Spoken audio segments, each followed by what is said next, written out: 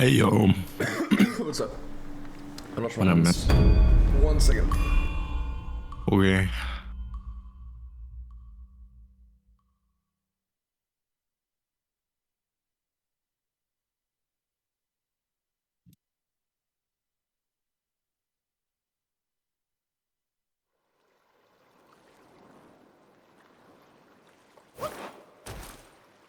Let me know when you're ready.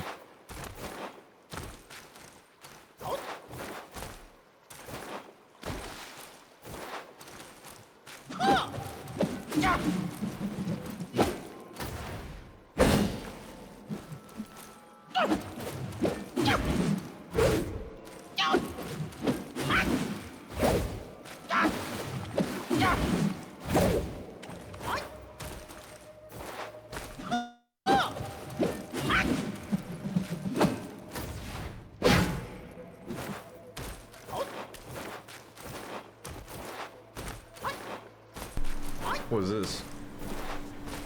Huh? What are you doing? What? Yep. Oh, good.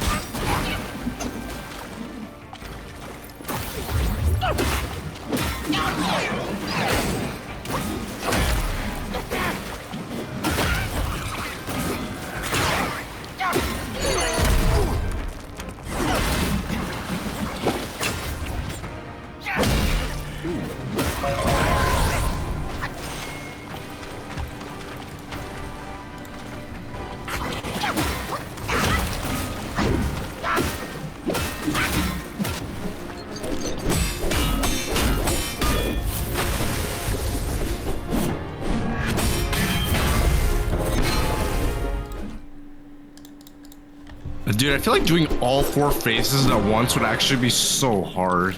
Oh, but you reset your gourd, right? Yeah.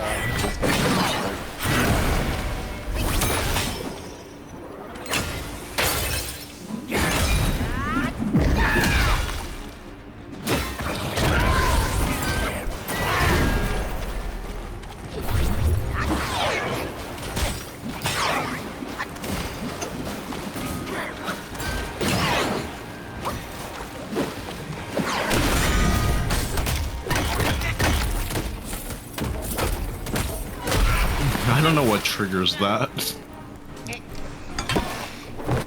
No idea. Yo, So, yo, this bitch just kicked my shit at me, bro. What the fuck?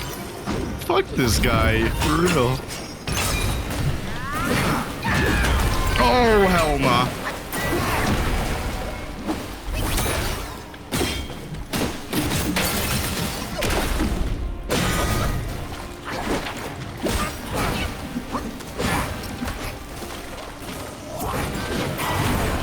Huh?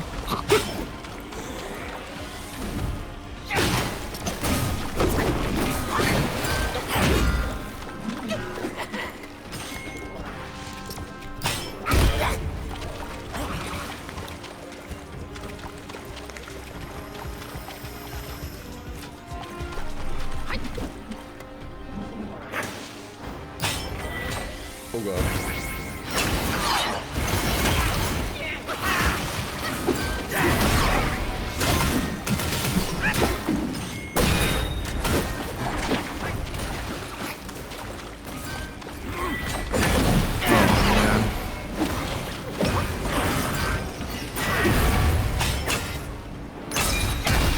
Ooh.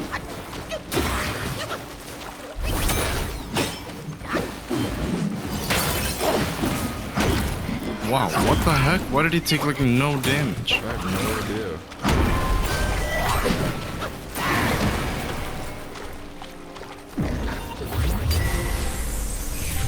Brother, are you serious? Yo, Give me that, yo, I bro. get it, bro. I get it. This guy wants my gore. Okay.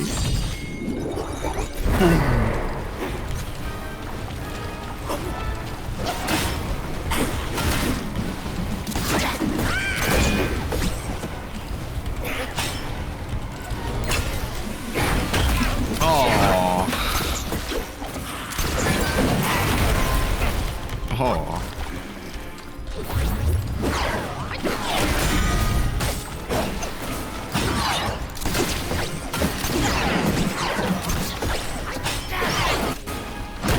Oh, ish.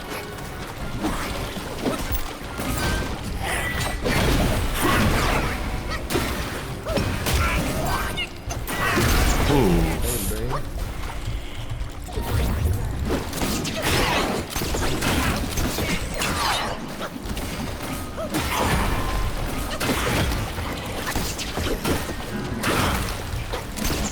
Damn, bro. Holy shit.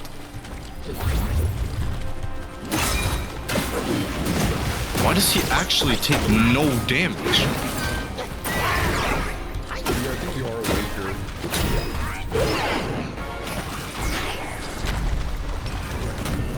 What the f... Oh my. I've never seen that one before.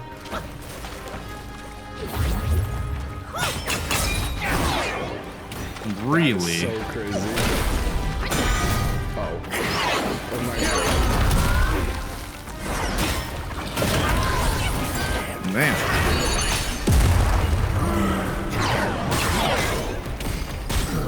Man, bruh.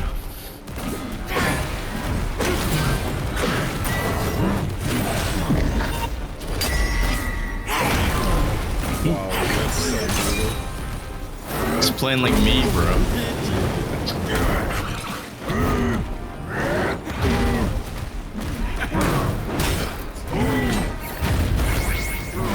Oh, hell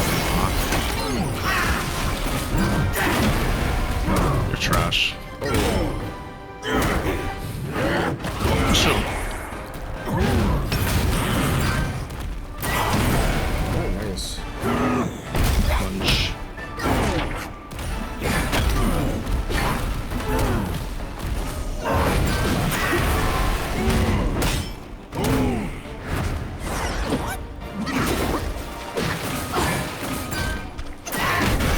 Oh, yeah.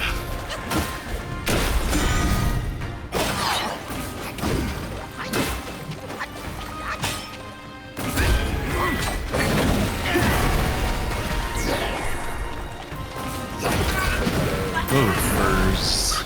Close. Good first try today. Okay, I think I got it. I think I know the thing that's gonna win the game, bro. Maybe.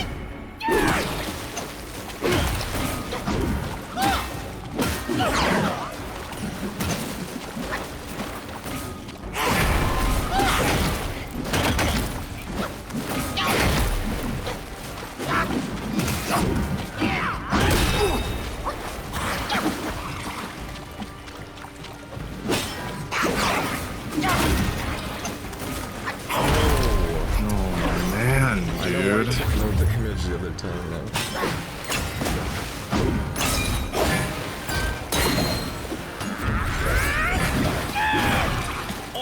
really.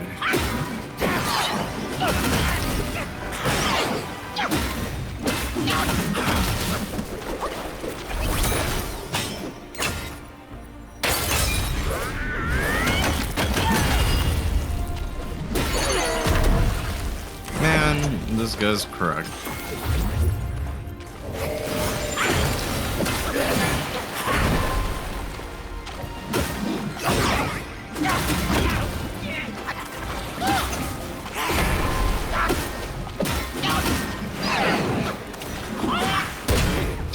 Nice.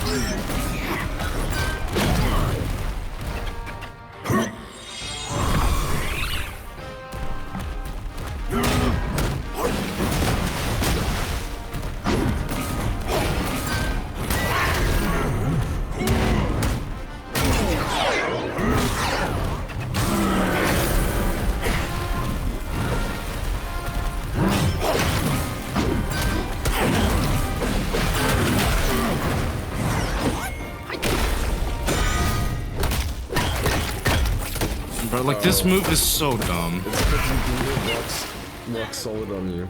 You gotta dodge after that, or not hit him like this. I see. I'm more aware of it then. Dang! Cool. Just to get it out of the way. Cool, little bro.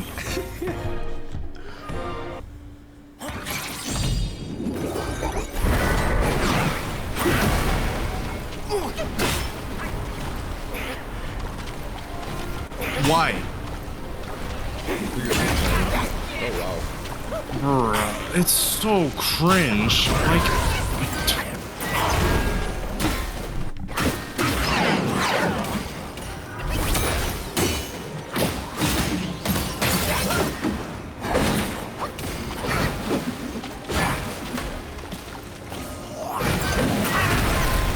bro.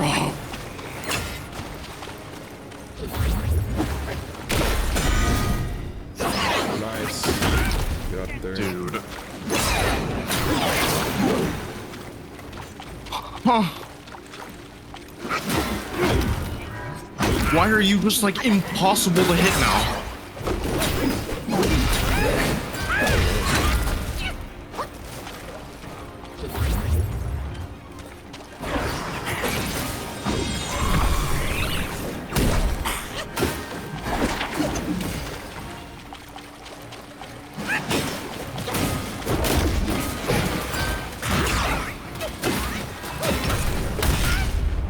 Bro, what are you even doing?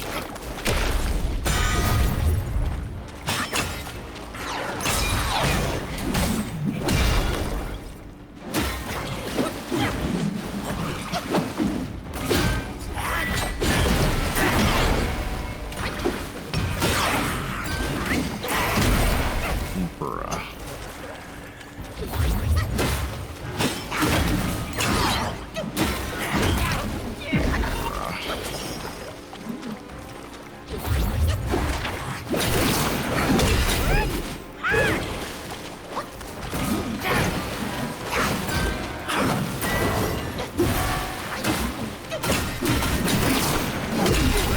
Nice. Nice. Oh my goodness.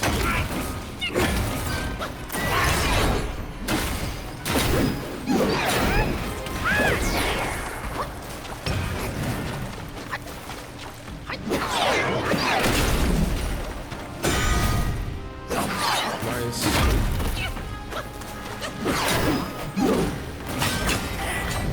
Nope. Holy crap.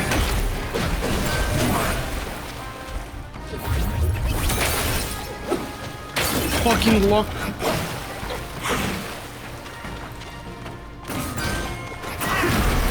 Ay, ay, ay.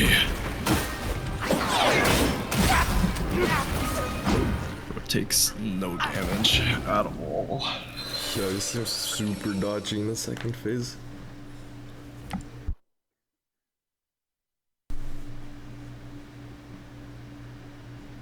That's crazy. Alright, yeah, fucking scored. I'm going back to my OG.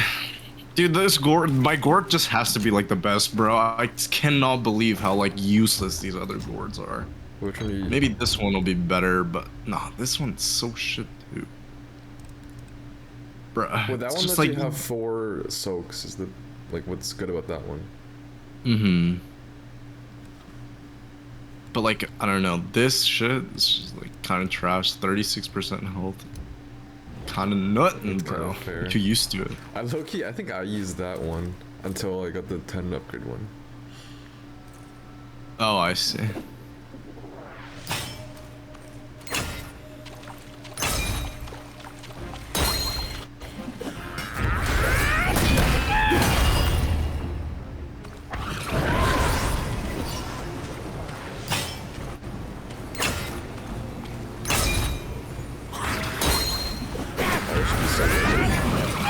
Never mind. Okay. It's dodgy, though.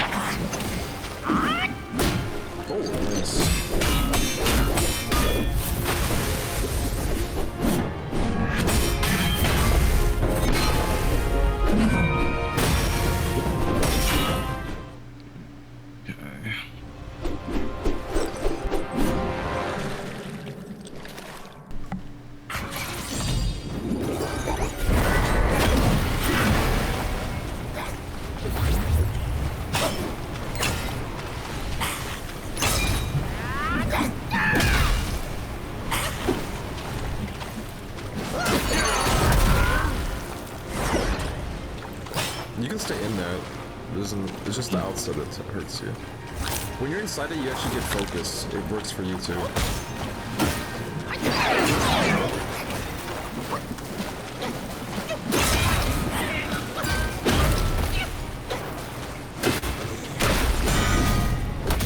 No way, bro.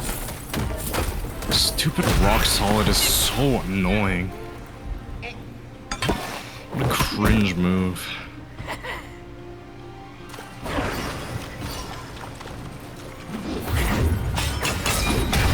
Nice.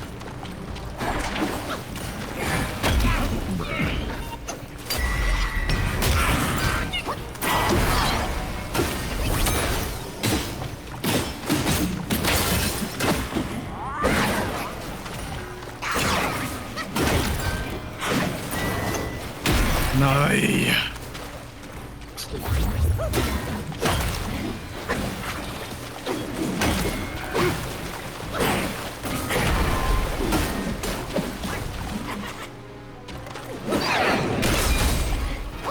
That was rock solid. Why the? Nice. Nice.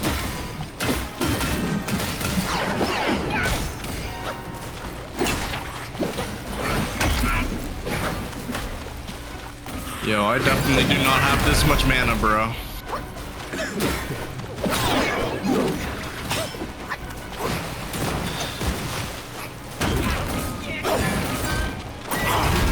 Bruh, he goes for that. Are you kidding me?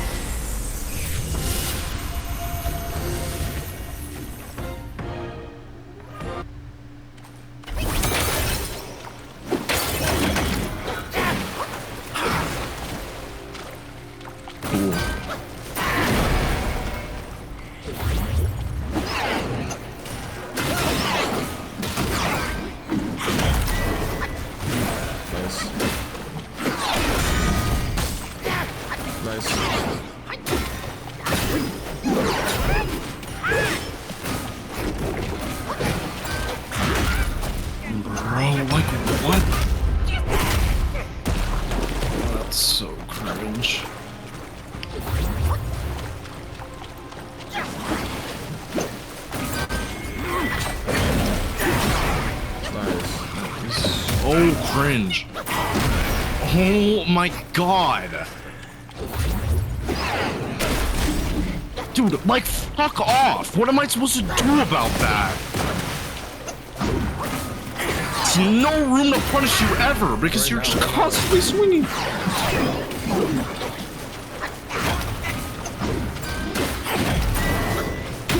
Dude, oh my god.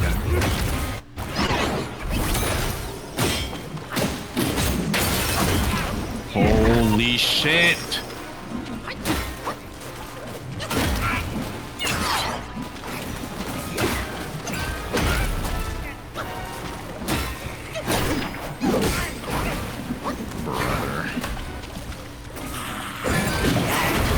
Oh my god, it's just like 3 different mix-ups on the same exact fucking move. Like, okay, sure, bro.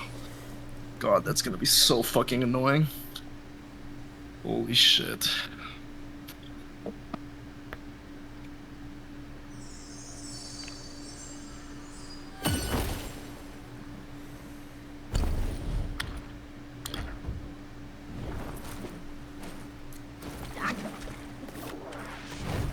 No, what are you doing? Bro, god damn it.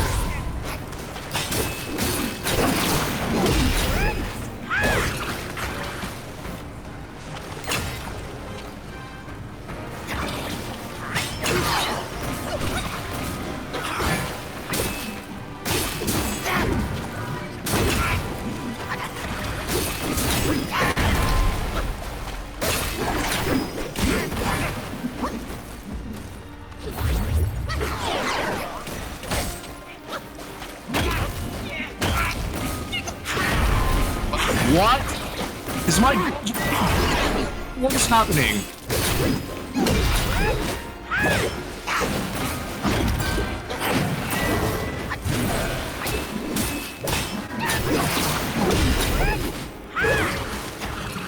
Yes, my favorite.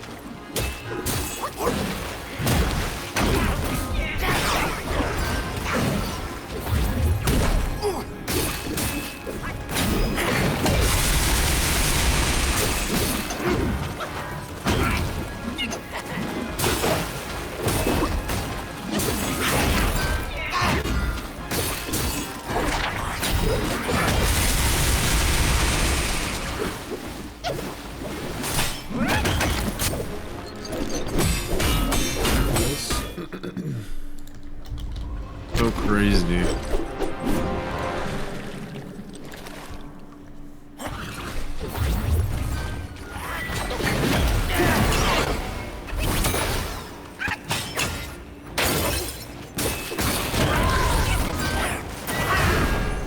Nice.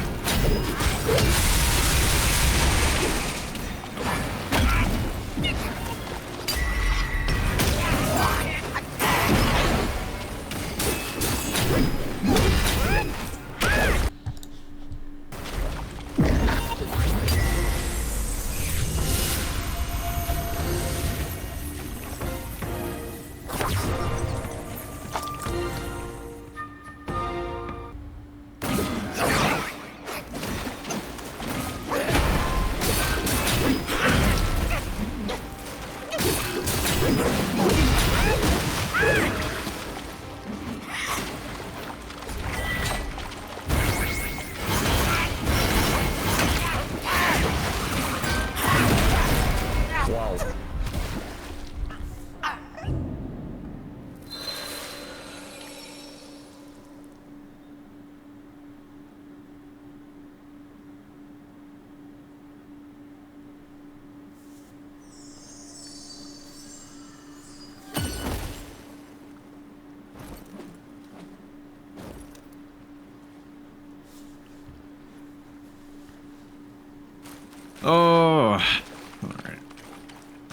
fucking hate this stance actually. No, It's a hard fight. dude, this guy is just kind of cringe, bro. I'm not gonna lie. Oh my god.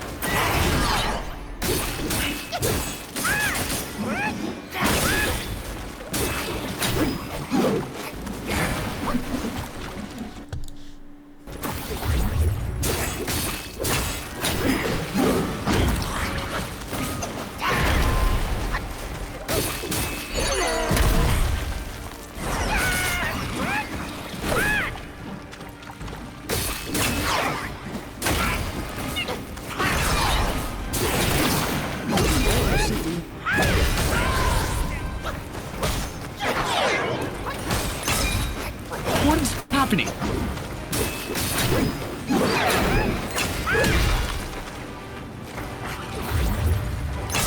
I'm here, pussy, bro. Oh my god. Do something. What the heck?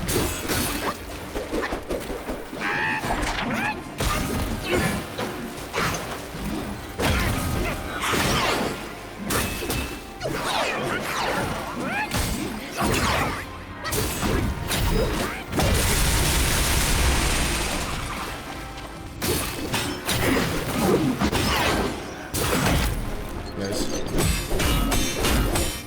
Yeah, when his staff glows white though, he did a see-through through your moves. That's why he took no damage at one freeze. Oh, that's crazy.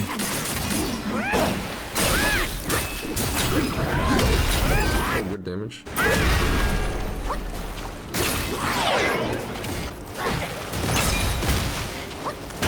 Bro, why do I have to be on the edge? What is happening?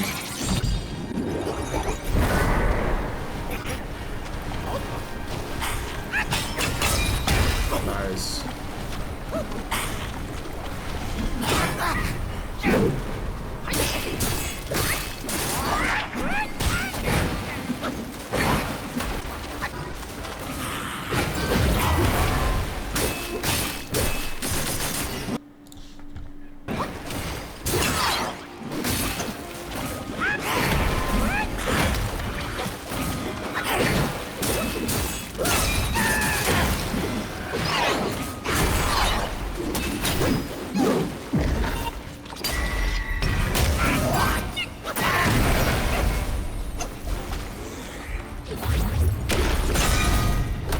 Bro, that's so cringe. Damn. He just literally does not want to fight.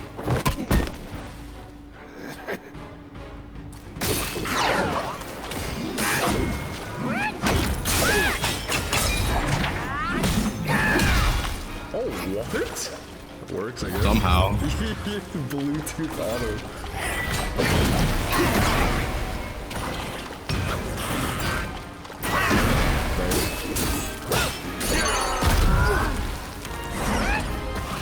Aww. Dang, would've been so good. Nice dodge.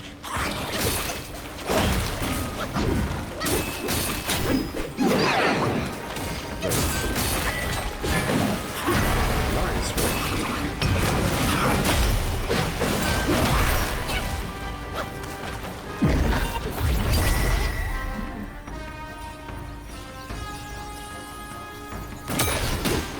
Yo, definitely.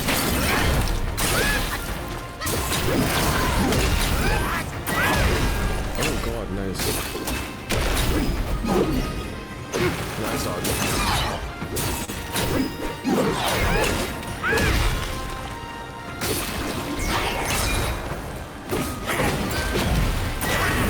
Good dodge.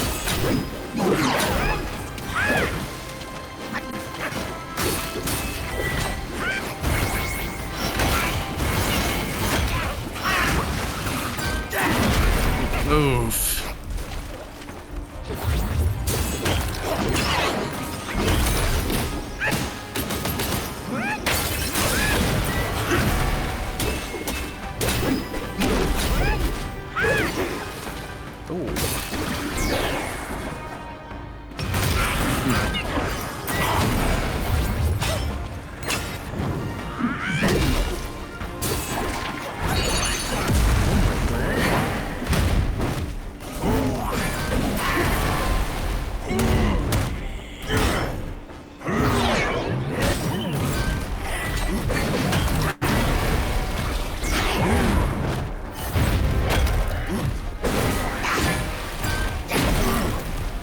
Stop being a pansy.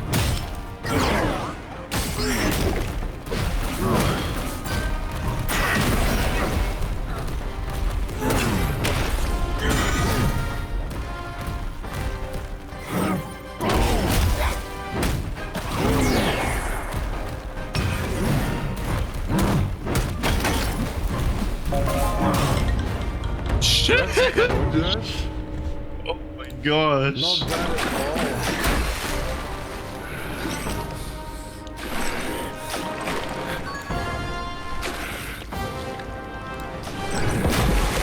The stone monkey for the clutch.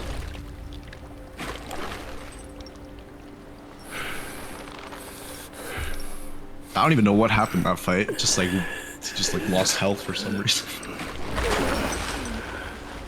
I'm rolling him. Literally felt no different from the other fights.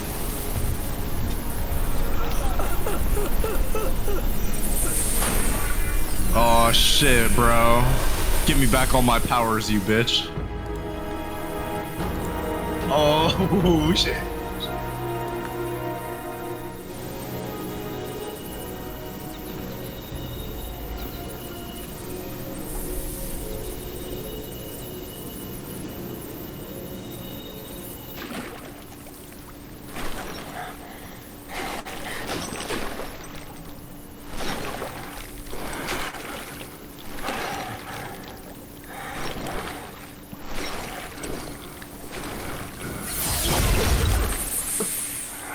You must have heard tales about him.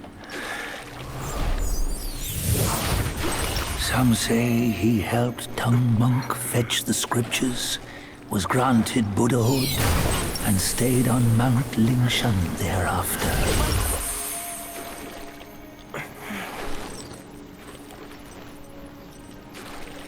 Some say it was not him who was granted Buddhahood.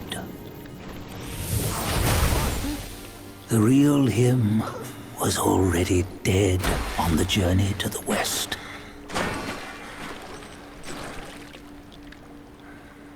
Some say that the journey never happened.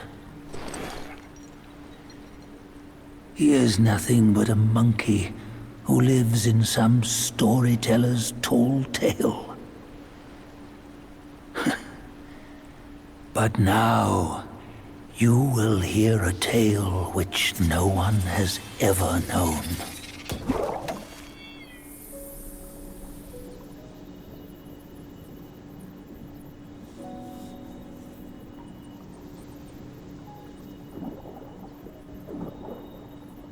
Dude, the graphics look insane, bro.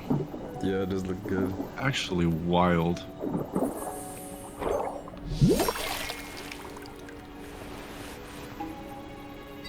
Is that ours, bro? Give it to me, bro.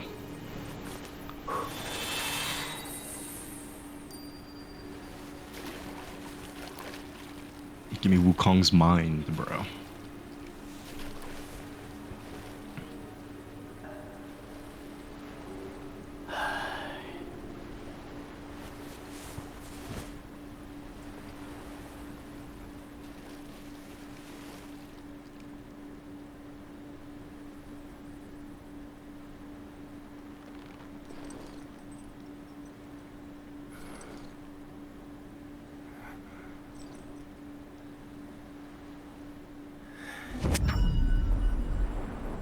Hey, for a second I thought he was gonna be like dead. Like a never-ending cycle, bro. What does it matter if you become a Buddha? That headband has always been on your head.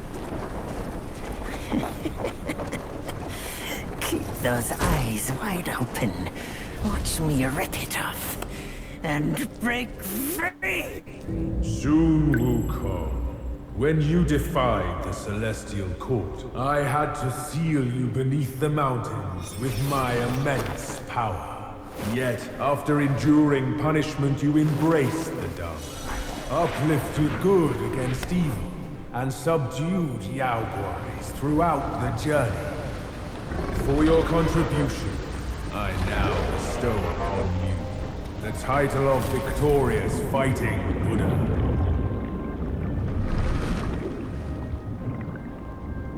He defied the Celestial Court, and the Jade Emperor imposed 3 ordeals. Only when the chicken finishes This is the most making the rice, fucking the dog this story laps has up the made sense flowers, ever, and the bro. mud burns through the sea, the rain will fall.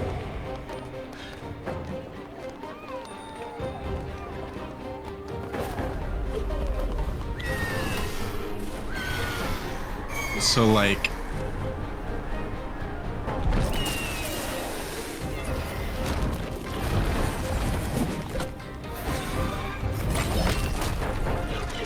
dude, look at him. It's what's his name again? I have no idea. It's our goat, bro. What, is that him? What? I'm so confused. I have no idea. Oh my god, is that Tiger King, bro? Is that who? Or Tiger Vanguard or whatever? Also, no idea. Shit, we should have definitely watched a video now.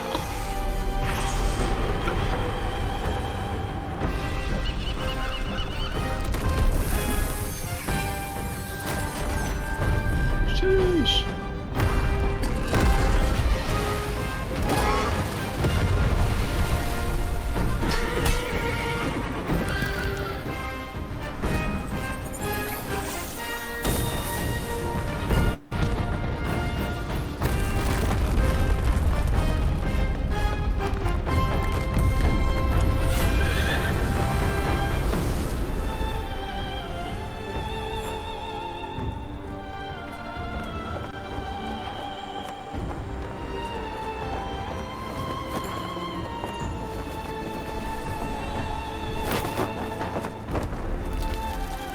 Hey, yo.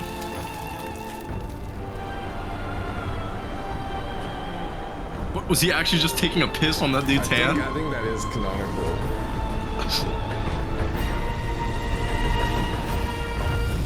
He was always rebellious. Oh, I know Bakko. Bakko is such a popular figure in China too. Oh, I see. That's cool.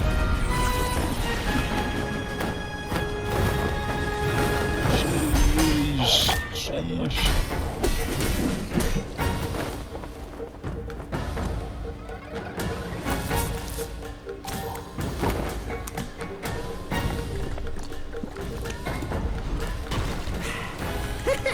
Bottoms up, brothers! One final toast before we crash the Celestial Palace!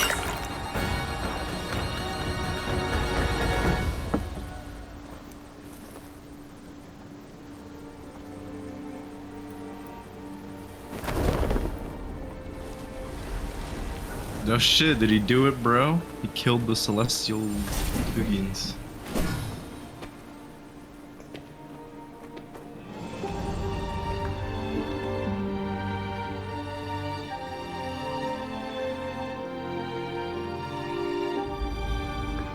Let's go. Let's go. Wow, I really did not think I was gonna get it on that attempt, bro. I thought I was gonna be here for a while, bro. Honestly. I The just did last not. fight's too hard. They kind of prep you pretty good. And you were stacked. You got like everything. Yeah, nothing was as bad as Erlang, bro. Nothing will ever be that bad. 的光一去不再还，拥抱过的人明明忘了，剪也剪不断，去了真情 Can you? 真假 I don't think so. 如幻， Word? That's kind of crazy.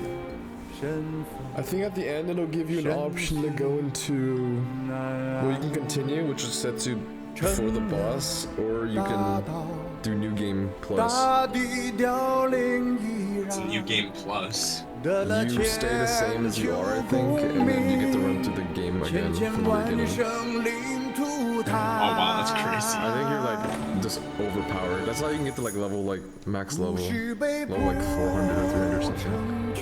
I see. I'm curious what like the last, because you get another relic, right? I'm sure that. Oh yeah, I think you get every time you complete a new game plus, you can your relics you can choose more. Like at some point, I think you get every relic. Like you can choose all 3 for each one. That is kind of fun. That's kind of cool. I guess like you can do that in like Sekiro too. Yeah. Refight stuff.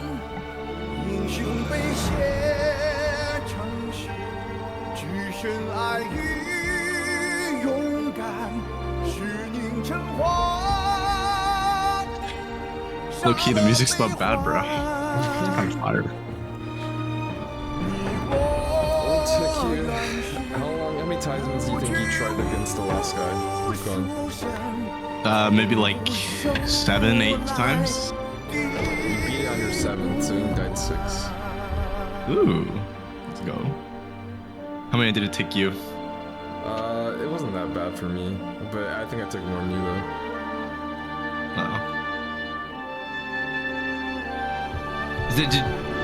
Was there any like crazy first tries that you had in yours? Not Like, that kinda I wild. remember. I don't know. I think the whole game was like pretty first try, except for like an obvious some. Actually, I don't know. Yeah. I get you. I mean, I don't know. I think you probably did less attempts on me than on Erlang, huh? By like a lot. It's gotta be similar. I don't think Really? it's like, probably. Dude, I felt like I was stuck on him for actual like years.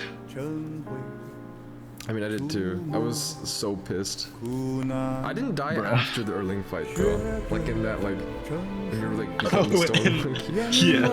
I was so afraid I had to go back in the beginning, so I like walked the frickin'. That's honestly so fair.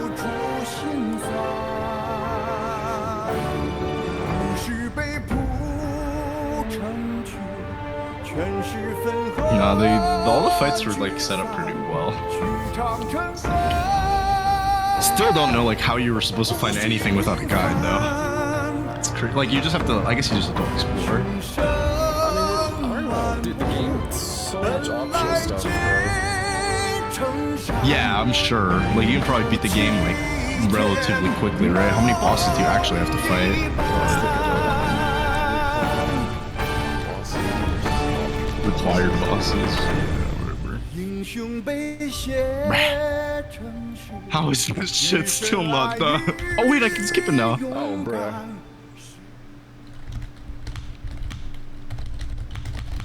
I want to see what this last relic is gonna be. 109 boss encounters. Oh yeah. Yeah, you gotta keep. You will Everything. inherit the levels, talents, armors, weapons, spells.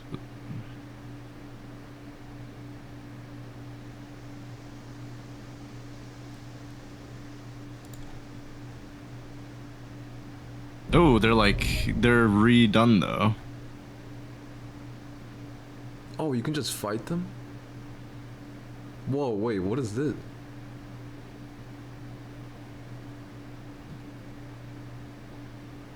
Well, you can like do like a challenge Wait, that's crazy. along with Oh, you various get stuff? treasures. I don't Words, remember. your records will be documented to inspire your spirit. That's cool. How do you do that? Okay, so new journey, load journey, enter new cycle. Is new game plus. Continue, which sets you before the boss. Hmm. Oh my god. Back at square one. Try Back at one square tap one. everyone.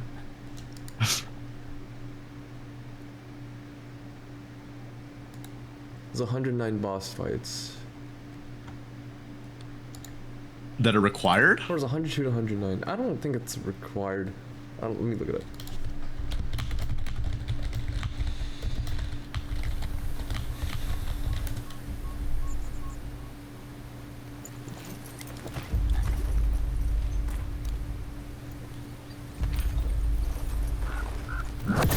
It doesn't say. I get it. It's so hard, Oh. dude. There's no freaking thing. That's the guys in the beginning, bro.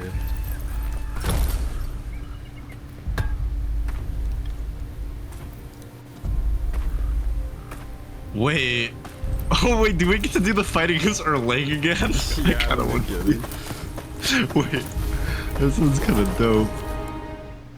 I want to kill Erlang, bro. What happens if you kill him this time?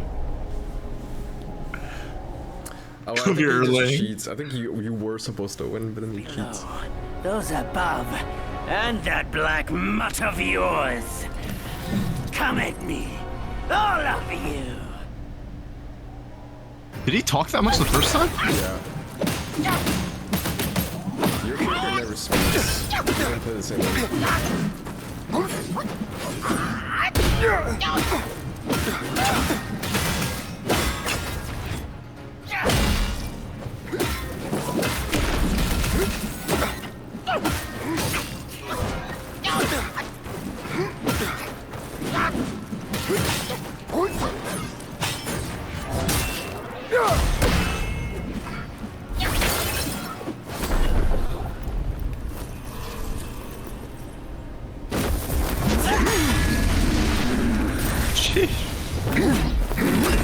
No, we changed the story right here, Victorious bro. fighting Buddha.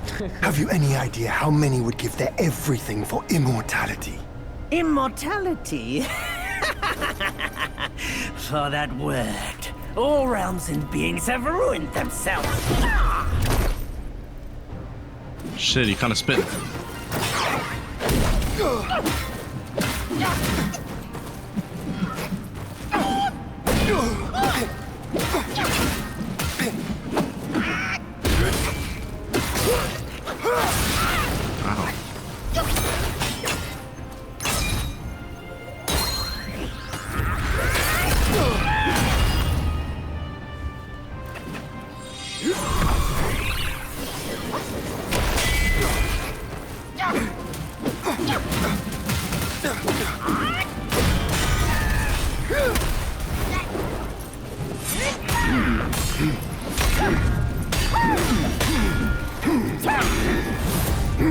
The Celestial Court welcomed you, foul monkey, yet you remain untamed. None shall save you now. Dear brother, your edge needs honing. Good. I was in need of a back scratcher.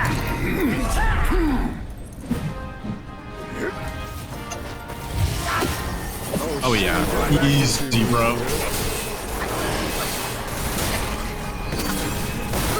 Oh yeah.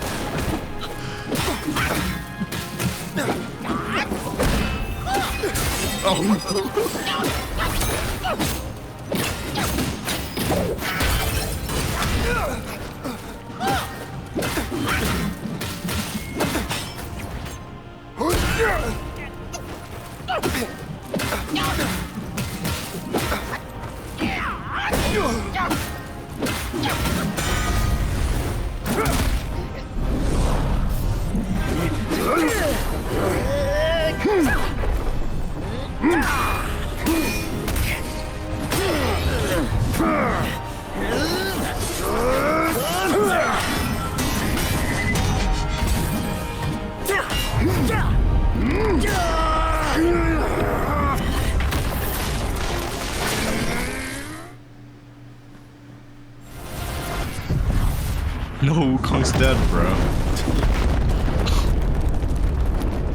After all that, he's dead again, bro. Time loop. Time loop paradox. And upon the return of the relics to Mount Tuaguo, he may yet rise again.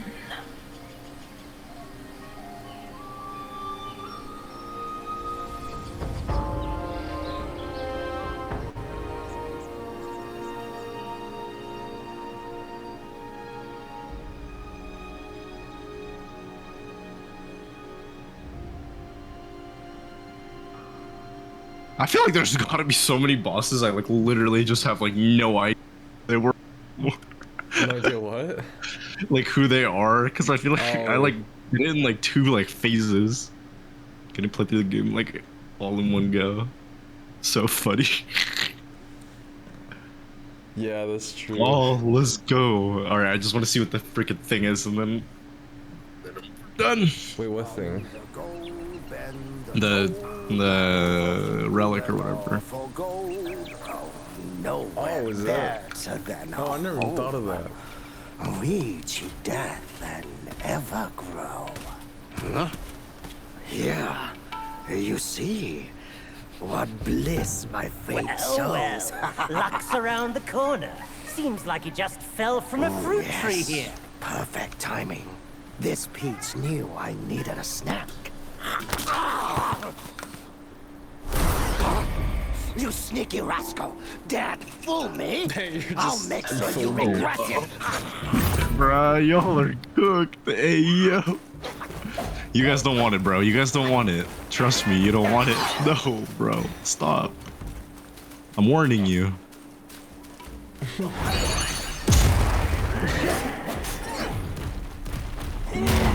Oh my god.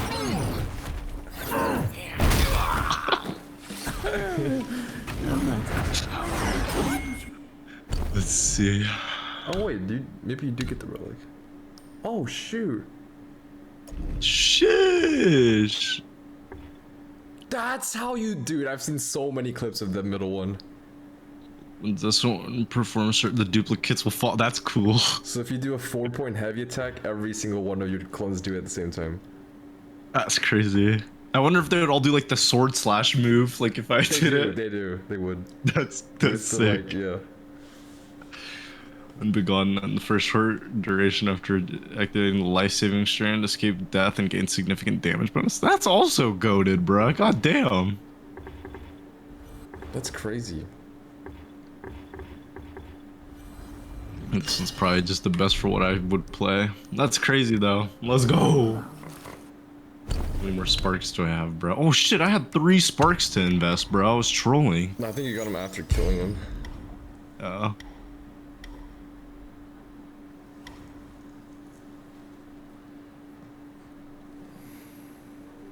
This is so broken, bro. You could literally just like do it twice. You're still as mischievous as... Yes, I am. Dude, we should find a Wukong lore video now. I'm too curious what it all means.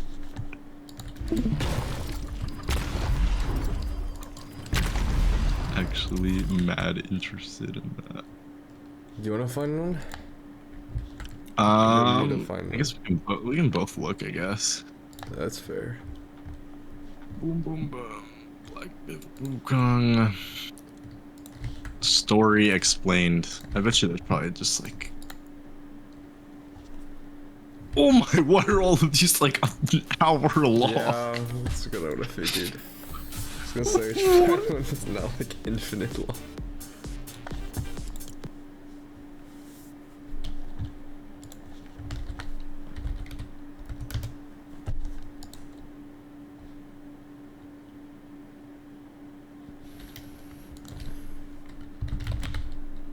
Wait, I just saw like a TikTok short that said Erlong was like actually helped Wukong.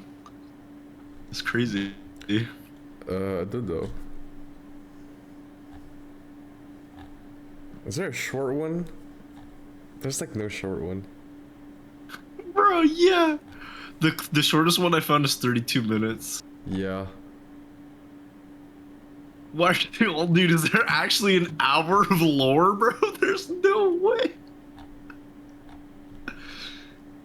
Let's start with it. I guess. Isn't that bad. Yeah, 30 minutes is fine. Let's do that one. Are you gonna stream? Or do you want me to? Is it called the full? No, not that one. Is it called Black Myth Story Mythology Explained? Yep. Okay. I can stream it then. Oh golly. Dude, it's time to learn what we were doing the entire game. True. I got, you know, maybe it might have been cooler if you knew what's happening. You're streaming it?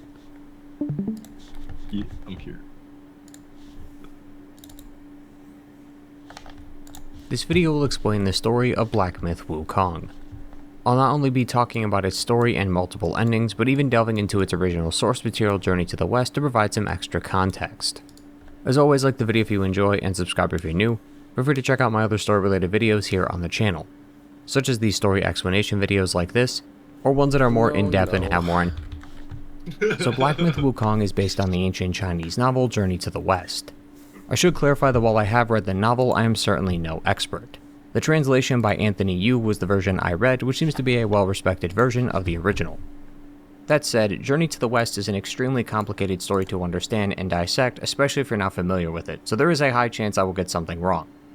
In fact, this video is a revised version of a previous video I deleted because I made a few mistakes in that one. So if there are things I get incorrect or parts of the story you want to expand on, feel free to do so in the comments. Do it. In regards to the actual story, Black Myth Wukong immediately switches things up by stating that the game takes place after Journey to the West. During the intro, Sun Wukong is seen assaulting the heavens. Within this cutscene, he name drops Tang Monk and Pig, two beings he traveled with to the West. And Wukong achieving Buddhahood is casually mentioned in conversation, which is one of the last things that happens in the novel. Since this is the case, I'd like to take some time to summarize the entire 100-chapter epic in about 2 minutes. While the novel has 4 main characters, Sun Wukong is the one that gets special attention throughout the story. At the start, he is nothing more than a stone monkey. For 4 or so chapters, he would establish his power as the Monkey King, which was enough to draw the attention of the heavens. He was given a title while up there among the clouds, but while Sun Wukong was happy with it at first, he soon came to realize that the title he was given was the lowest in heaven, with his only role being to tend the horses. Feeling disrespected, he caused a ruckus in heaven and then eventually declares himself to be the great sage equal to heaven. The Jade Emperor was not too pleased to hear that Sun Wukong not only left the heavens, but now claims that he alone is just as powerful as them. So he sent a bunch of soldiers and commanders to capture him, but Sun Wukong managed to defeat them all. Only once the Buddha appeared was he finally subdued and placed under a large mountain for 500 years. Towards the end of his imprisonment, a being named Tathagata wanted to send a bundle of scriptures to the east to spread the words of Buddhism. To do so, a monk from the east would journey to the west to where they are, grab the scriptures, and then return home eastward. The Bodhisattva Guanyin was tasked with seeking out their monk, as well as providing him with a few guardians to protect him. It's been told that if a demon eats this monk, they can gain immortality, so he's on the most wanted list. The name of this monk is Tang Zanzang, but other versions of the novel, including the one I read, call him Tripitaka. 4 guardians were then selected to protect him: Xia Wujing, Zhu Bajie, the White Dragon Horse, and of course, Sun Wukong. The point of these 4 joining Tripitaka is so that they can go down the path of Buddha and reflect on their habits and actions. Zhu Bajie used to be a marshal of the Heavenly Reeds and the Heavenly River. He got too drunk one day and tried to seduce the goddess of the moon. The Jade Emperor had taken notice and beat him over the head with a mallet 2,000 times. That was of course before he banished him to the mortal realm. His spirit then lingered on, looking for the next body to be reincarnated into, but ended up getting lost and found its way into the womb of an old pig, which is how he was born with both pig and human features. Xia Wujing, similar. Chapter 1, Black Cloud Red Fire, is our first endeavor. Like most of the game's chapters, characters that appear here were also seen in the novel. Chapter 1 focuses mostly on the Black Wind Yaoguai of the chapters 16 and 17. In the novel, Tripitaka and Sun Wukong arrive at Guanyin Hall and are greeted by numerous monks. During the conversation, Sun Wukong mentions the Kasaya they carry. To clarify, the novel calls this a Kasak, but the game and I believe a few other adaptations call this a Kasaya. A Kasak is mainly worn in Orthodox and Catholic religions, while a Kasaya is mainly worn by monks. For the sake of simplicity, I'll be calling it a Kasaya just like the game. This Kasaya, though, is important because it was given to Tripitaka by the Buddha Tathagata. The old monk of the temple was so enamored by its design and golden rays that he planned to steal the Kasaya that very night. With help of his other monks, they attempted to set the rooms the two were sleeping in on fire so that they could kill them and steal the Kasaya. Sun Wukong noticed this treachery and not only used a fire-repelling cover to protect Tripitaka, but he used a wind spell to emblazon the flames, causing even more of the temple to catch on fire. This fire caught the eye of a Black Wind Yaoguai. He was a friend of the old monk, so he came to help out with the fire, only to find and take the Kasaya for himself. Amongst the chaos, the old monk went to look for the Kasaya only to come up short. Realizing it may have been burnt up in the destruction, he committed suicide by slamming his head into a wall. Sun Wukong then goes to the mountain to confront this Black Wind Yaoguai. He interrupts a conversation between a few monsters, mainly the Black Wind Yaoguai, the White Robe Scholar, and a Taoist monk named Ling Shutza. Sun Wukong battles them, kills the White Robe Scholar during their initial scrap, and then finds Ling Shutza later and kills him too. He relays all this info to Guanyin, who agrees to help him by having Sun Wukong become a pill. The Yaoguai would eat it, and then he would transform back into his monkey form and kick his insides until he submits, which is exactly what happens, resulting in Guanyin taking the Black Wind Yaoguai under her wing to serve as her guard. As for the game, 2 bosses called Guan Shi and Guan Mao seem to be new additions to the story.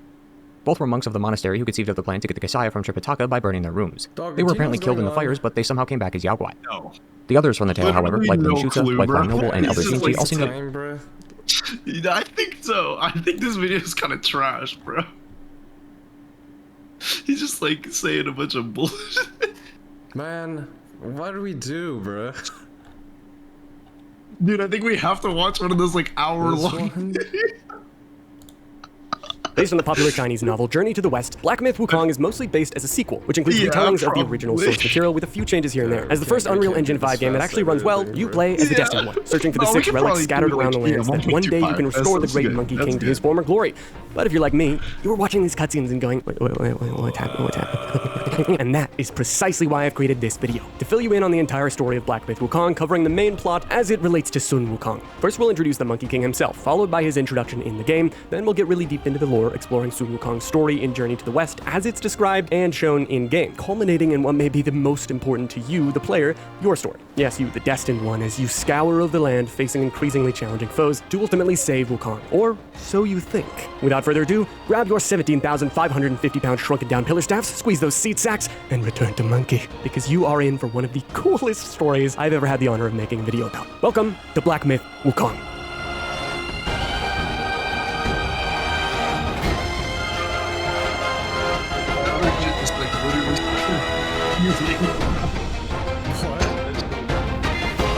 Like literally was so crazy, bro. The other one? Yeah.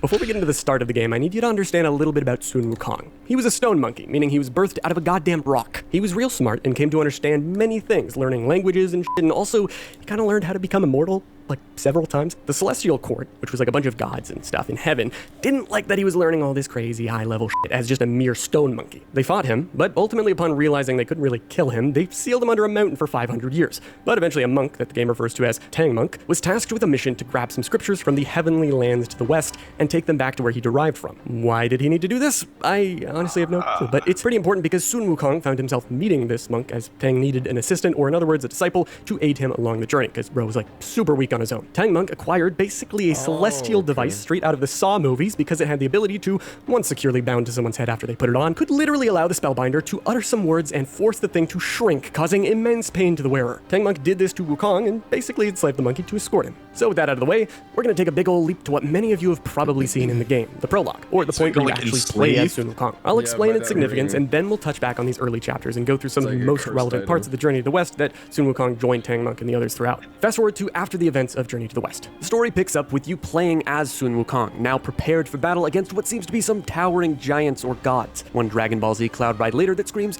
we're on UE5, with colorful scenery and high-fidelity foliage until we land on a large, clouded arena. Look at these volumetrics! A smaller army donning ritualistic masks resembling avians aims their spears towards Wukong before we get some neat exposition to start us off and a scripted fight, as per usual with this genre of game. After some witty dialogue from Wukong, we learn that these giants, or rather the opposition in general, are out to kill his kind and destroy his mountains. A black hound descends from the giants, only to be interrupted by Erlang, the sacred divinity, who has a third eye, by the way, that kind of looks like a certain, This guy's eye is known in Chinese mythology to perceive through deception, but before you can really think about that, you're thrown into a duel. You fight him for a while, but eventually Wukong is like, hey, why don't you fight me in the woods? Because it's like really fucking right up here, man. I can't see shit. He turns into a bird to head down to said favorable circumstances, but Erlang isn't having any of it. Sun Wukong is defeated by Erlang and the Celestial armies, and ultimately he turns back to a stone monkey. Dude just wanted to return to the simple, humble life of a cocaine-fueled monkey. The simple joys of beating people up with sticks. Now, after getting a sweet talking to by this old monkey man, we, the random bozo Destined One, which is apparently a kind of spitting image of Sun Wukong, conveniently looking just like him, decide to follow this old monkey's guidance to travel westward and seek out the 6 senses of the Great Sage, which are theorized to be needed to free Sun Wukong from his fate, materializing him out of the rock. Once these 6 relics are returned to Mount Huaguo, where he rests, our wise guy says that he may yet rise again. Whether that means Wukong's gonna get to live life out as an epic monkey dude doing monkey stuff is not clear. With that said, you, the Destined One, step up and you're like,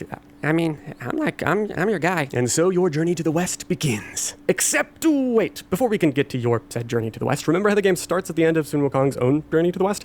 Well, like I said before, we should cover that first to provide the real backstory of the regions that you later encounter along the way as the Destined One. So, without further ado, grab yourself some snacks, sit back, and let's get into it.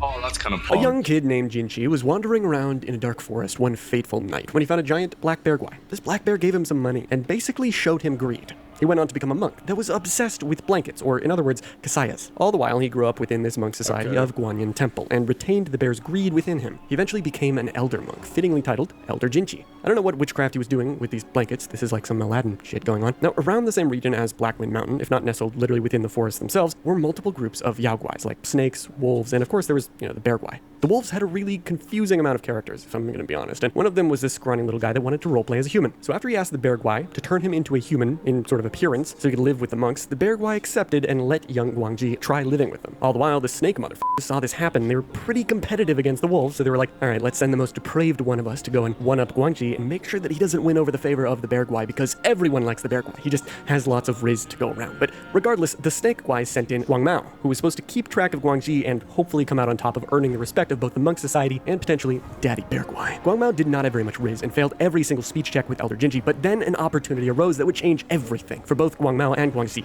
I don't know how to pronounce these, I'm sorry. You see, one day by the time Elder Jinji was like 270 years old, somehow still younger than Joe Biden, this had a knock at his temple gates. A guy named Tang Monk, who was on a horse, and his disciple at the time, Sun Wukong, or what appeared to just be some random bozo monkey as far as they were concerned, introduced themselves to Elder Jinji, and after some discussion, the elder found out that they had drip. Specifically, a Kasaya that he became obsessed with. I don't know what Daddy Bear Guai did to him to make him so f***ing horny for these blankets, but he just really wanted it. Guangji, who's already in great favor of Elder Jinji, told him flat out that he had a plan to steal this blanket for the elder so that Guangji could get more Elder Jinji praise. But you see, Guang Mao wanted to get that sweet Elder Jinji praise too, so he was like, alright, hold up, to build on Guangji's idea, let me use fire and burn the two f***ers that have the blanket so that when you borrow it for the night, which he actually just agreed to, they'll never return in the morning to get it because they'll be dead. Elder Jinji, infatuated with the potential for this brand new blanket, agreed to this idea, and for the first time he was like, Guang Mao, you are very based. I like you, buddy. You might just be my next pal. Fast forward to when Guang Mao was going to kill Tang Monk and Wukong. He sent a gust of wind with some flames, I guess, and it completely missed the duo, instead lighting the actual temple on fire and basically killing a bunch of the people inside. Elder Jinji was distraught while everything was burning, as much as he had his blanket, but riddled perhaps with grief or just sick of being 270 years old, he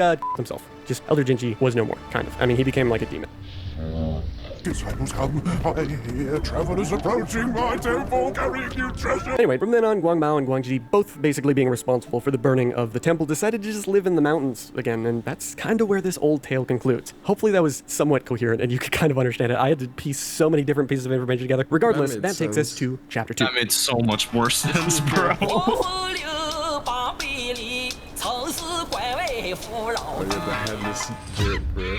In a land far to the west resided the kingdom of Flowing Sands. There were just some regular people who lived here in this desert, which had a peculiar situation nearby. See, for some reason the sun, like the literal fucking sun, set in the west in the actual ocean, making a really horrible vibration, I guess. It was really uncomfortable for the people and literally dangerous for the babies. At the same time, the people worshipped Buddha, and the god gave them a gift in return, this drum that could actually nullify the sounds of the setting sun in the Western Ocean. Over time, the king did not like how much Buddha began to grow in people's hearts, because, I mean, you know, he seems like a pretty cool guy. At the same time, the king's ego was larger than that giant furry wolf's so the king decided, hey, I fucking hate Buddha now, and he basically forced everyone to not worship him anymore. But Buddha didn't like that too much, because then, whenever they next banged on the drums to, you know, deal with the weird sun vibrations, this giant fucking beetle appeared instead, erupting from the sands, slaughtering people and leveling villages in the process. This thing was a menace, and eventually, while the people and their leaders had basically no idea how to stop it, a yellow rat monk showed up. He was like a rat guai that had some serious drip. This rat guy somehow aided in the kingdom's armies in slaughtering the beetle, and the king was like, yo, I love this guy now, honoring the rat guy with the title of royal sage. While the sage stayed in the kingdom for many years, he whispered sweet nothings in the king's ear about how cool rats are, and eventually he got the king to do some really crazy shit because he went and enacted rat law. What is rat law? Well, it was this thing he issued known as the Rodent Reverence Edict, which allowed any rat guys from all around to come and just live in the city. Basically, no more border control, bro. Let them rat aliens in. The king's sons, which he had 3 of at this point, all felt a bit differently about this decision. Because the new rat law was especially violent, with the king making his soldiers capture or just like fuck up anyone who wasn't on board with it, one of his sons outright left the kingdom. The really dumb son, that didn't really have an opinion on anything, was just like, yes, papa. And the oldest son, who was really based, didn't like the rat law, but kind of continued to obey and stick around until he had enough and actually lashed out at the royal sage publicly, which he was promptly imprisoned for doing since he, you know, disrespected his father and the sage. So after causing a shitstorm worse than you could ever witness in the Taco Bell bathroom, Mr. Manipulative Rat Bastard, the sage, somehow wasn't done. If rat law wasn't bad enough, whatever happened next caused everyone in the kingdom to basically turn into rats, including the previous king and his 2 remaining sons. After the royal sage was satisfied with his rat-tastic activities, he left the kingdom, which by now was just a bunch of rat people, and he found a person who was on the path to Buddha, or in other words, a bodhisattva. I don't think I said that right. He became this person's disciple, and together they founded a temple in Yellow Wind Ridge, which was seemingly just outside the king's kingdom, but still kind of nearby. Somewhere around this time, the royal sage had a run-in with Sun Wukong. the sage had a tiger follower called the Tiger Vanguard who casually kidnapped the Tang monk, and Sun Wukong, came looking for him. When he did, he actually ended up killing the Tiger Vanguard, leaving his 2 sons behind before rescuing Tang monk and continuing their journey together. And that pretty much concludes most of what we know about this whole tale, at least for that time being, until many years later when the royal sage actually stumbled upon one of the 6 relics, which were, split off from Sun Wukong after he turned into a stone monkey. It was likely after this that the sage decapitated his master using his head as a vessel for the relic. I don't know how that works or why he needed a head, but we're just gonna go with it. The royal sage also began to go under the new title of the Yellow Wind King and basically ruled over the desert lands from then on. So chapter 3 is of course once again another tale of greed, betrayal, and somewhere in there some monkey business with Sun Wukong and Tang monk having involvement one way or another through their pilgrimage across the west. Fittingly enough, this land is known as the New West, a mountainy and fairly snowy place. But at one point it may have just been known as Mount Lingshan, because calling it the New West seemed to be something that only happened often in correlation with a particular man. His name? Yellowbrow. This dude was a monk and was basically your average Redditor. I'm seriously not kidding. To add insult to injury, he really looked like one too. Why was he a Redditor? Because he loved to debate people. He had some really strong opinions which seemed to go very much against what Buddhism was teaching. Him and his peer, a guy named Jin Shanzi, had many Redditor conversations, and once they had a conversation about truth, that being the primary law of the universe, Yellowbrow argued that truth was actually the acquiring of ecstasy, basically, or indulging in desires. They had a real debate, going back and forth about the purpose of enlightenment, the definition of truth, and while Jin Shanzi adhered to the more traditional values of focusing on the importance of pain for enlightenment and not partaking in pleasures, Yellowbrow was like, bro, what is the point of pain if not for the existence of pleasure? Saying, in pain, one finds revel, and in revel, pain. Without both, there is no redemption. For those of you who aren't interested in this mildly above surface level college philosophy class discussion, here's the TLDR. Yellowbrow thought his ideas were the best, and even went as far as to try and prove to Jin Shanzi that he was right by somehow becoming a Buddha and getting powerful as shit, only to turn himself into this weird anteater thing washed up on the shore, all for the sake of a goddamn Mr. challenge. Basically, he made his blood and fat conceal pearls and riches beyond imagination. He was like a treasure trove of excitement for people, and to show Jin Shanzi that the real truth is that humans will indulge in desires one way or another no matter what, thus said philosophy being what should be pursued as a result, he washed up on the shore of a poverty-stricken village with the most desperate people imaginable. They were starving, their children were dying, and so on. And he just kind of, washed up and showed them his riches, like he was Jimmy walking up to a homeless man with 10 grand in his hand, and just like Mr. induced sudden wealth syndrome on random North Carolina residents, causing them to make horrible spending decisions in unhinged amounts of time, this dude induced the same thing on a bunch of starving villagers, but took it a step further, basically reinventing capitalism, until one day, this dude had a bright idea. What if I cut the guy open and take the shit for myself without trading with these other guys who found him first? So he did, proceeding to get bitch slapped, but seeing what that guy did, it sent everyone else into a frenzy, and basically they tore beached up Mr. Beast apart. The chaos went as far as to destroy the village itself, as everyone probably just fucking fought like it was Black Friday, and the next morning bro was looking like this. And then Jin Shanzi walked up to him and they had a little chit chat. Perhaps one final Reddit debate. It's actually oddly wholesome. Once again, I proved it to you, Jin Shanzi. You chose a means to an end, not to a proof. You sow chaos in hearts just for the sake of winning. How absurd and pathetic. If not for winning, why debate over means and ends? Now, whether this creature is actually Yellowbrow or some manifestation of him or what, I have no idea. What I do know is that, to get back on topic with this region, Yellowbrow ultimately gained immense power and overthrew his master, this little monk guy that I'm going to call Melon Baby. So he overthrew him, took his identity, and started to wreak havoc, killing or enslaving anyone who dared to go against his obsession with ecstasy. Not the drug, just the feeling, I guess. Some characters, even members of the Celestial Court, like this dragon lady, ended up bowing down to him and agreeing with his philosophy, accepting him as their master. Others, like the Third Prince, who, by the way, was in fact the Third Prince of the Sand Kingdom, we talked about in Chapter 2, heard about Yellowbrow and was not cool with what he was doing. The prince took 4 captains with him, investigating the situation of Yellowbrow's dominion over the region, but ultimately the prince was captured, his 4 captains were brutally killed and disfigured into abominations, and the prince, in complete disgust with how he had failed his mission, blinded and deafened himself. Anyway, Sun Wukong and Tang monk had encounters with Yellowbrow, the extent to which we only hear a few things about. As Tang monk seemed to be doing in this pilgrimage so far, he wanted to bow down to a bunch of statues and show his respect, but in the process of doing so, Yellowbrow somehow captured him. At least this is according to one of his other disciples, Zubaji, this adorable little guy. Sun Wukong may have, once again, as he always seemed to do, saved Tang monk from said capturing by Yellowbrow, and presumably years later, once Wukong was turned to stone and split his soul into the 6 relics, Yellowbrow himself got his hands on one of these relics. First, the Yellow Sage got a relic, now Yellowbrow. What the fuck is the deal with these yellow dudes? But if you thought that was it for the whole backstory section, oh, you have no idea, because allow me to introduce... Moving on from the snowy region, let's cover the tale of the Spiders, the Webbed Hollow, a tale of heartbreak between 2 lovers and the events that led up to Tang monk once again being captured.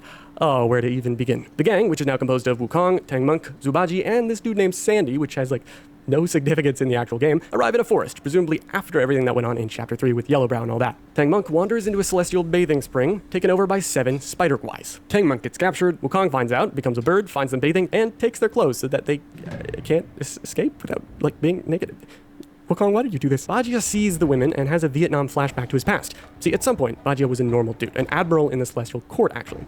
He met this lady that he fell in love with, but ultimately, he was banished from the court and turned into a pigwai. He still had feelings for this violet-eyed lady, but as you could imagine, if he's a pig, well, there's some problems there mechanically. The lady with the violet eyes would eventually become a spider guy, though, so they're kind of both fucked up in the end. Getting back on track, Bajia finds her in the hot springs, and he's like, yo, and becomes a fish, and like maybe they fuck. I don't know at this point. I'm gonna be honest. I have no fucking idea what's happening anymore. Well, the spider guys run away and are humiliated because Wukong took their clothes. Wukong and Bajia and the other guy save Tang Monk from being captured, and then ultimately head up to a nearby temple called the Temple of Yellow Flowers. Yeah, I think so. This is like all the stuff that happened before the story. Walked away on a mountain called Purple Cloud Mountain, which kind of sounds like it was made up by one of these shady unicorns. We're behind your tongues. Wukong tells Bajia to kill the spider guys as they try and escape. So he does, literally like slaughtering 6 of the 7, except when he gets to the last one, he can't compel himself to do it because it's his past lover. So Bajia is sad, he leaves with Sun Wukong, Tang Monk, and Sandy, and that about does it as far as the main events go in Chapter 4.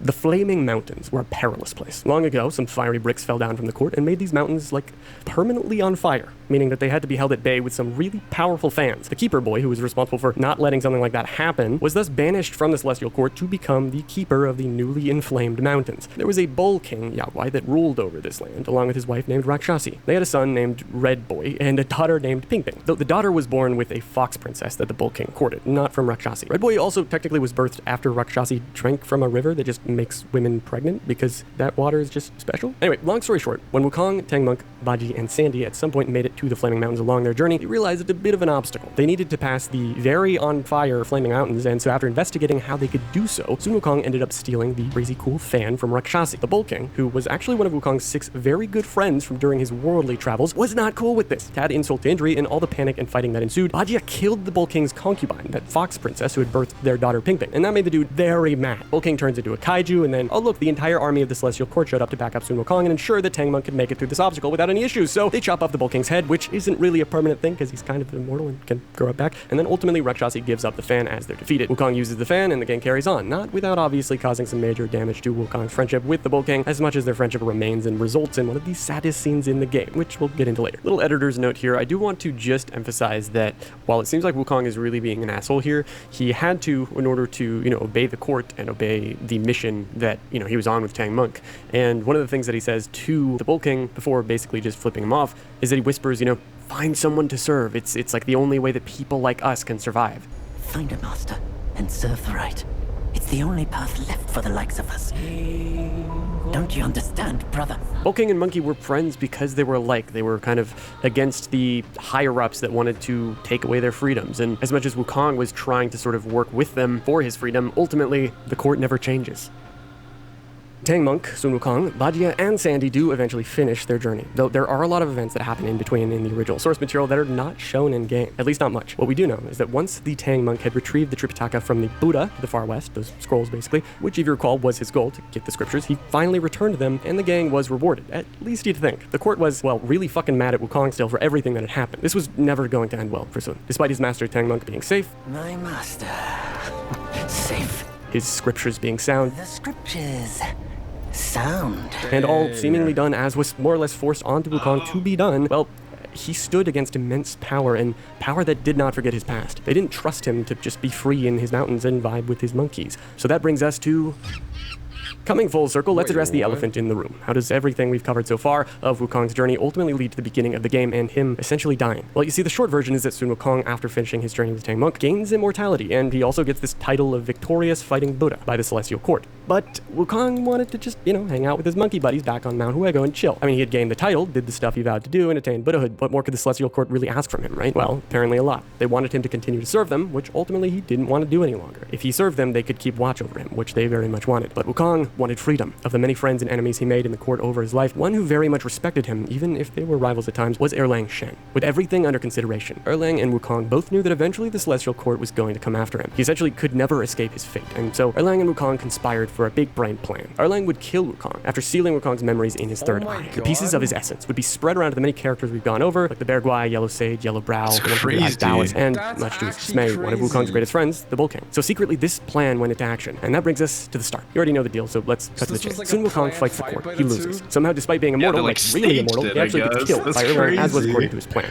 Maybe he was able to just allow himself to die, despite being immortal. But you might be wondering, why was this his plan? Well, you see, no matter what, the circlet thing that basically forever forced him to be a pawn seemed to only be hidden when he finished his task in Journey into the West. So he's basically still entrapped. This is suggested in the actual, cutscene in the prologue when, initially he doesn't seem to have the thing on, but then whenever he falls from the sky, it materializes back on him, which I'm assuming just meant that it was hidden before. But if Wukong died and then somehow split himself off into different pieces, as long as one of those pieces was his mind and it remained free, it could one day, in theory, collect all of the other pieces, deliver them back to him, and essentially converge, bringing Wukong back without the imprisoning circlet thing. Really overcomplicated, so cool. But maybe it could work. At least he seemed to think so. Also, Erlang having Wukong's memories stored in his third eye could allow a future Wukong, if it ever existed, to get all of Wukong's memories back, thus basically reincarnating him. Pretty neat, right? So Wukong dies, and the Bull King, one of his best friends, rushes to him in his final moments.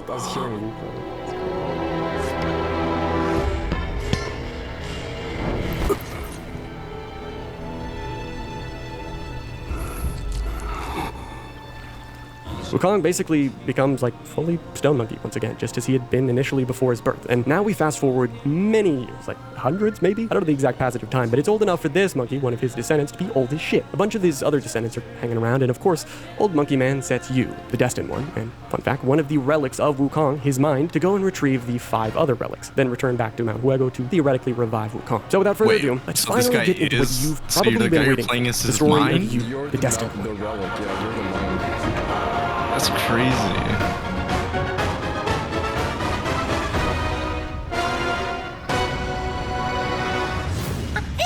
Starting into gameplay, you begin as a peach, just kind of chilling in the woods, located on Blackwind Mountain. Before long, you are met with variations of furry, Yaguai, of the lesser kinds. Wolf Scout, Wolf Sworn Sword, Wolf Soldier, you get the idea. And you bet furries will get the idea too. Come on, the first 2 bosses are big buff wolves. China's going to weep when they see what the internet does with these things. Nonetheless, if you're at all confused with Yaguais, allow me to briefly explain them. As far as I understand, Yaguai is a broad term to describe an abnormal or weird type of creature, generally often being demons. For example, you, the Destined One, are a Yaguai, as well as Sun Wukong was, and like most of the characters in the story. If I'm wrong about that, please do correct me in the comments, but I just wanted to mention it because there are a lot of Yaguais in this story. Anyway, after you meet this dried up hemorrhoid, the keeper of Blackwind Mountain, you start to learn about the various transformation abilities that you have, even unlocking new ones as you slay typically mini-boss type enemies. Some of these early transformations include the Red Tides, a dual-bladed flame-speared wolfman, where you become a big ol' Maui-faced boy that rocks your shit, traveling through the first areas of Breeze, but at some point you uncover what this mountain, and moreover this first chapter, is really all about. See, the game's pacing is broken down into segments filled with their own tragedy, with this first chapter being titled Black Cloud, Red Fire. The tale of the region revolves around the past, present, and future of the Guanyin Temple and the Yaguai kings residing around it. You meet a variety of bosses through this landscape, most notably being Ling Juzi, the big werewolf with more girth than you could ever hope to attain. Then you got Black Bear Guai for everyone who really loved to romance Halsin in Baldur's Gate 3. Whoa. God damn it, I swear I didn't write I swear! And Elder Jinchi, the most fucked up one of them all, surprisingly. According to the portrait description of Guangji, and if you recall from when we went over this region in Sun Wukong's journey,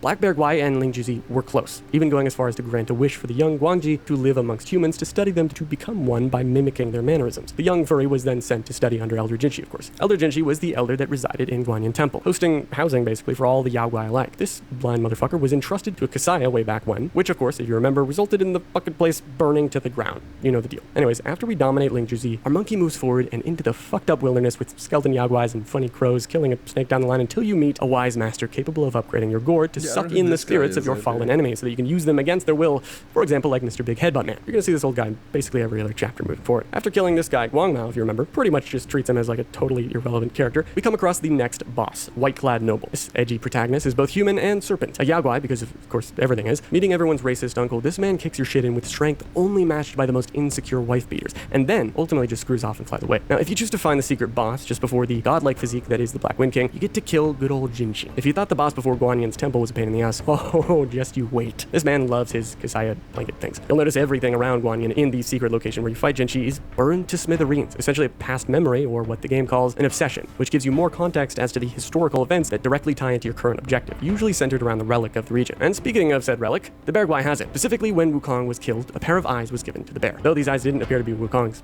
literal eyes, more of sort of metaphorical eyes, that being this bird form he used to transform into. Nonetheless, you, Destined One, need those eyes back one way or another, and you fight to the death to get them. You battle the Bear Guai ultimately before he actually yields, and you acquire your first relic at long last. As a player, this is finally where you can learn a little bit about the past and what we already covered in previous chapters. But speaking of chapters, allow me to welcome you to a new one in the Kingdom of Flowing Sand.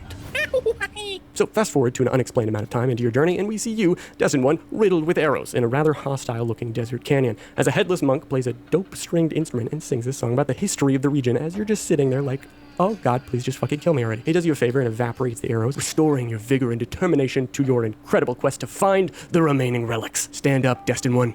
You're not done. You continue your fight, finding your way through this new region, smacking more dudes with your epic staff, and upgrading your armor, your weapon, your lovely little heel sack thing, and hopefully meeting this adorable fox guy that's basically the closest thing to a drug dealer in these lands. Oh, how wondrous!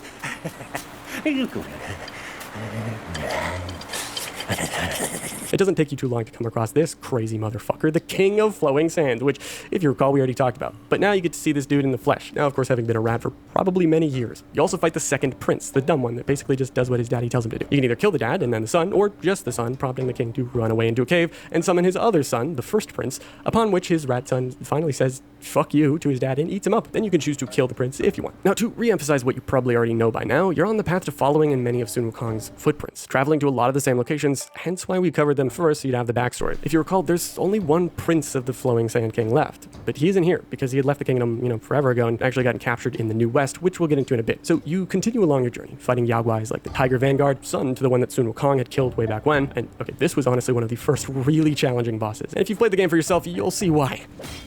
You're so fucking hard. Oh my god, he's dead. You did such a good job reading his movements last time.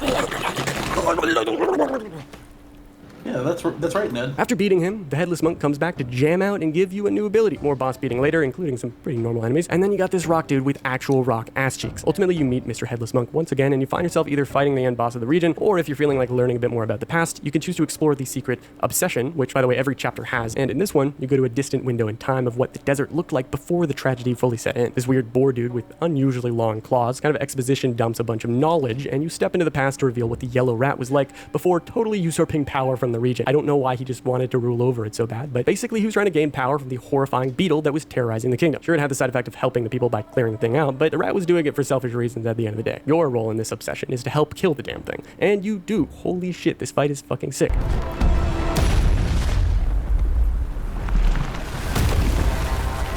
Oh, so the jit that helps you is like the king or whatever?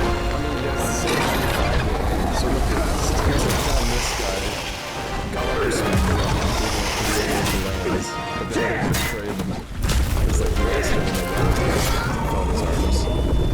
So now you're definitely ready to fight the damn rat in the present time, because hey, just like in Chapter 1, going to the past allows you to grab a special item. In Chapter 1, it was this blanket, thing that Jinchi was obsessed with, and in this one, it's the Wind Tamer. Using this incredible item, you can absolutely destroy the Yellow Sage, no problem. So you find out the truth of how Yellow Rat Sage took his master's head, and apparently, according to the master, who was this headless monk all along, and whose name is Bodhisattva Lingji, the Yellow Sage stole Erlang's spell and snatched the relic, which I thought was already going to him, but that's besides the point. The Bodhisattva blesses you with the relic, Wukong's ears, which are represented by the fuming ears, this ocarina-looking thing. And with that, you, the Destined One, once you're finished looking around at this beautiful art piece, may move on to a new region, a particularly cold one. Welcome to... This is the New West, baby. Right off the bat, you are introduced to Melon Baby, though not formally. In fact, I still don't know what this fucking entity is, because at basically no point in the game that I was able to find do you actually discover his name. Does it even have a gender? I don't know. Why does he like watermelon so much? Anyway, he's rather suspicious of the statues in this cold underground little section chamber thing. And he becomes a statue himself right before an enemy walks by, and you, who were in fact